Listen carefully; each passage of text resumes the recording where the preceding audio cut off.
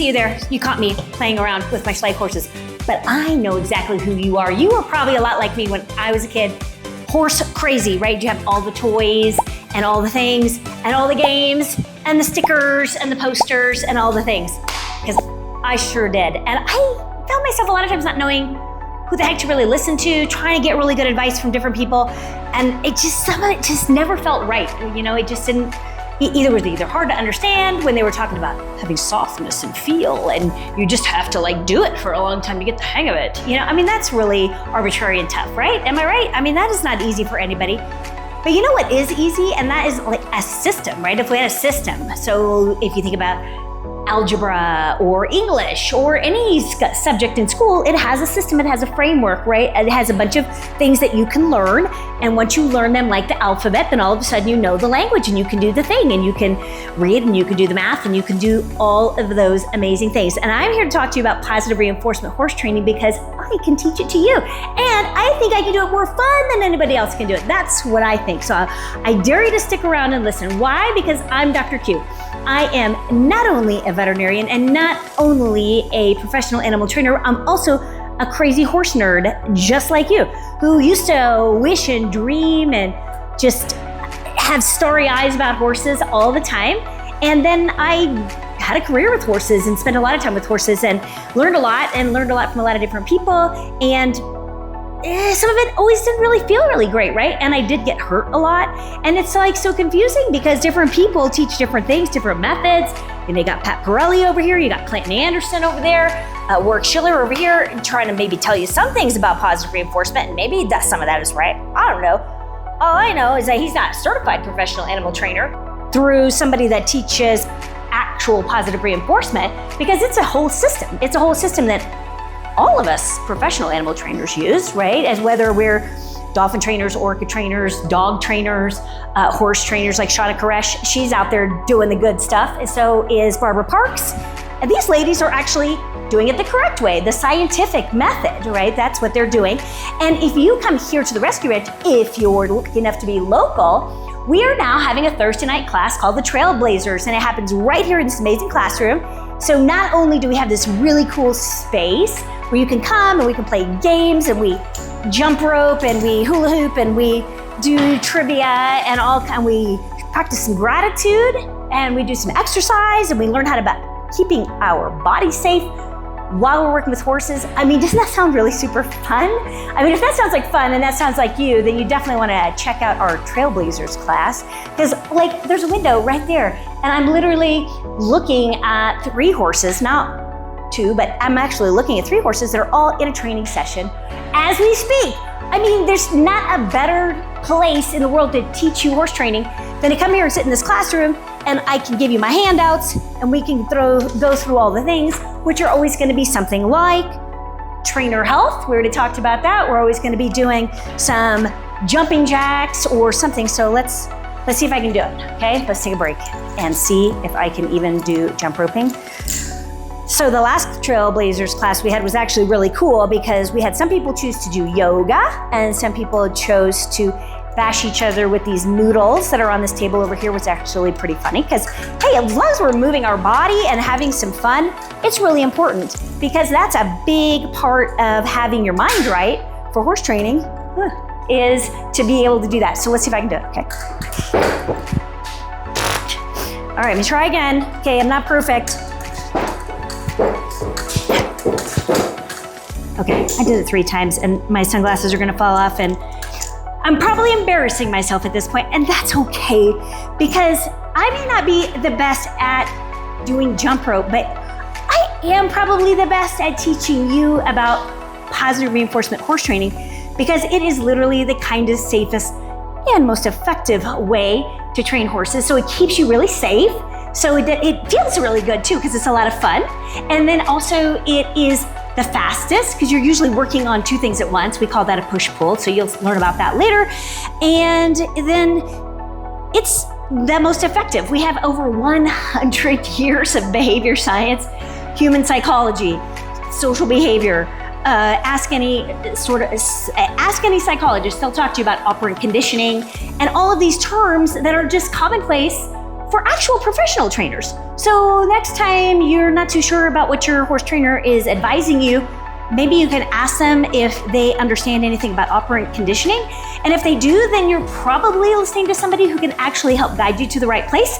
And if they don't, I would challenge you to maybe do jump ropes somewhere else. So on that note, we are gonna move on to another part of the facility. I'm gonna show you the rest of what it would look like if you come here and hang out with us.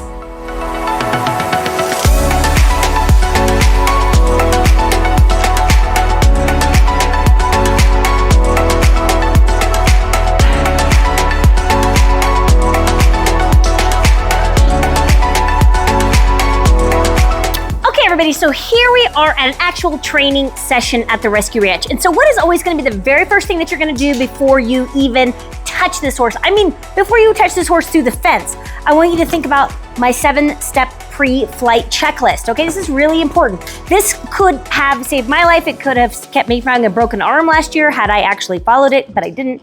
But now I do. And so the first 3 things are easy: food, freedom, and friends. Food, freedom, friends. So before you do a training session, you always want to make sure these animals have had an opportunity to get out of their stall or their corral or their paddock or wherever they are into a new space and run and buck and play a little bit. So that is freedom. You definitely want to work with them with friends. So you want to have another horse around or work with your horse nearby another horse. In this case, we actually have 3 horses in here. They're all being like a little emotional support for each other. And so that makes the training way easier and faster. Okay, if you just take that into consideration. And then the last thing is food. And so these guys we've been feeding them this whole time because nobody learns well when you're hungry. Let's face it. We all need to have a full belly to learn well and have a little fun while we're doing it. So those are the first 3 things. Then you want to make sure the horse is healthy on the inside and the outside. So outside just means that there's no wounds, cough, limping. I mean, it's common sense, right? You're not going to go out and train your animal when they're having some kind of a physical ailment, but also good on the inside. And that is something that I want to dive into just a little bit deeper today. Because when you're talking about a horse feeling good on the inside, it doesn't mean just calm and relaxed and eating like these horses are, which is exactly what you want. And like this horse, she's staying nice and relaxed in her safety circle. If you don't know what that is, that's because you haven't taken the Horse Training Masterclass Level 1 that I offer that has everything in it that you need to know about how to start with positive reinforcement horse training. Everything else beyond my class is just practice. Everything you need to know about how to get started doing it is in that master class. And if you are not too sure about doing it on your own and just learning, even though that's the best value, I am here for you so you can work one-on-one coaching with me. A 20-minute call once a week, homework, emails back and forth, so I can make sure that you are on the right track and you're getting the results that you want as fast as possible, so that you can have an amazing transformation like this. So back to being good on the inside, we always have to take into consideration hierarchy, right? We forget that so often, hierarchy. So we want to always take advantage of and be aware of where our horse fits in the so-called pecking order, which is just a loose arrangement that they've all made with each other that says, hey, I'm boss over you. And the other one says, yeah, that's fine. Usually just like any kind of decent society has, adults are usually going to be the ones in charge over little children. And if you think of them as like little children, then you know that we're setting everybody up for safety and success. So we want to make sure that you have plenty of treats, which we do. We have plenty of treats over there. You could take a step further besides having treats and make sure you have a push-pull. So I have a push-pull right here. I have a pull to get them to follow me with the target because they love to do that. Let's demonstrate. Can I target her?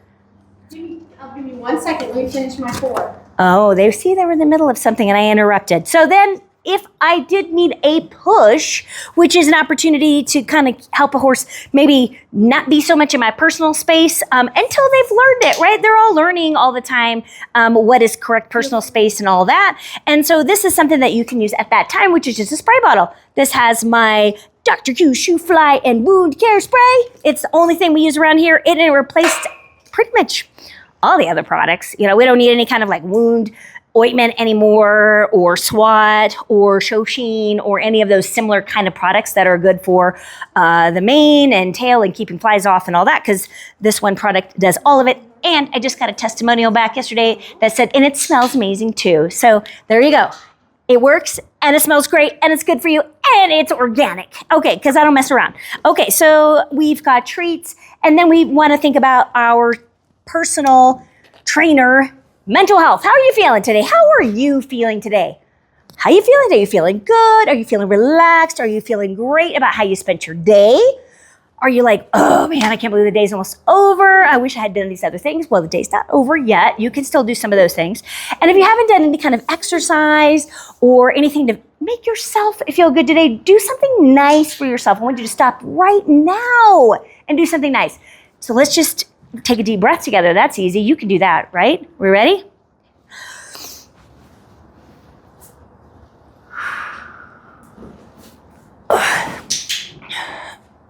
Oh, just take a little stretch. Nice job, Chili. Oh, I don't know about you, but that felt really good on my back. I really needed that today. And it's very centering. And not only that, but the other thing you can do to make it even more powerful is show some gratitude right now.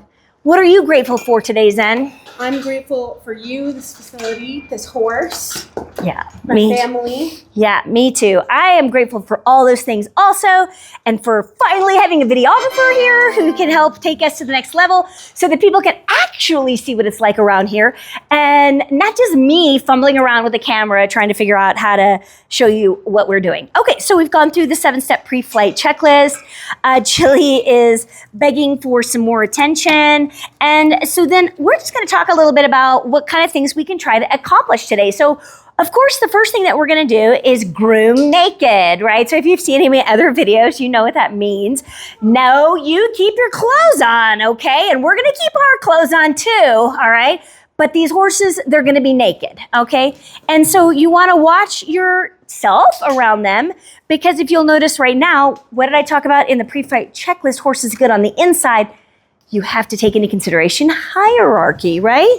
So right now we have a little bit of a hierarchy dispute happening right now. So we have this older mare who is the leader of the entire herd in here teaching this young 2-year-old Mustang how to have a little table manners, right? And so that's the thing. Don't get angry about an older horse that is teaching manners to a younger horse. Thank them, in fact, and say, thanks for making my job a lot easier. Because young horses, like young kids or teenagers or whatever, we won't talk about that, sometimes they need a little extra guidance on how to make good choices. And so any help that you can get in helping make those good choices can be really, really helpful. So what I'm going to do is, she's being a very good girl. Chili, I want to see if she'll bond with me a little bit. She's always super bonded with her regular trainer. But let's see if she'll bond with me right now. So I've been playing a game with her, and it's the 1, 2, 3 game. And we'll see if she can do it. We'll see. Ready, Chili? Ready? Okay, how about 1? Good. How about 2? Good. How about 3? Yeah, good girl. So really nice. What I love about that is that there was a lot of effort that had to go into that. That wasn't like kindergarten stuff, you know, that's like 2nd, 3rd grade. So I need to get her a little treat for that.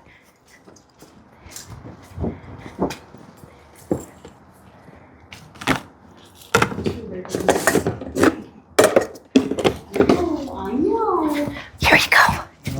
No, I Good girl.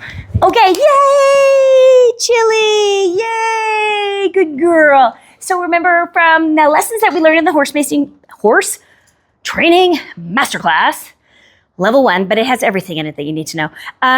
It teaches us that we're not going to interact with this horse with her head where, those of you who know, above the line, right? Above the line. So go back to your horse care and your horse anatomy. Where is the line? It's at the point of the shoulder.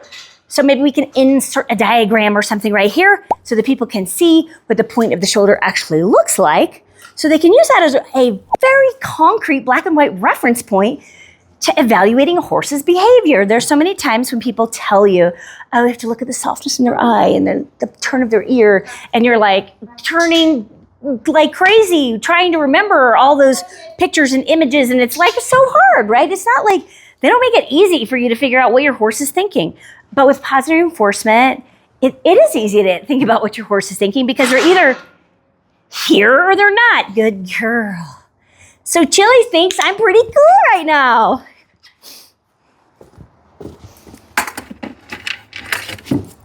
Mama's doing great.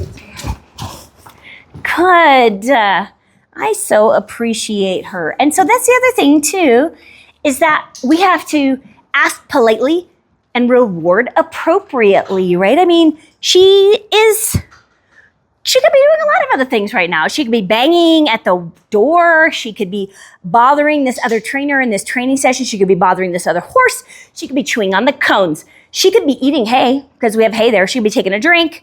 There's all kinds. She could be pacing around nervous and anxious. There's a lot of other choices that I could think of that she could be making. And instead, she is cooperating and enjoying and just relaxed. And she's like, this is cool. So I don't know if you remember from my other video, but I definitely challenged you. And I don't know if you did it. Did you groom your horse from top to bottom and all 4 feet naked? Have you done that yet before you got on them? That is your first task, okay? Once we've gone through the checklist and made sure everything's good there, then we don't have to do protected contact anymore, which is me over here. But for now, I'm just gonna stay here so I don't interfere with that training session that's happening there, and instead talk to you guys about what is happening over in this area.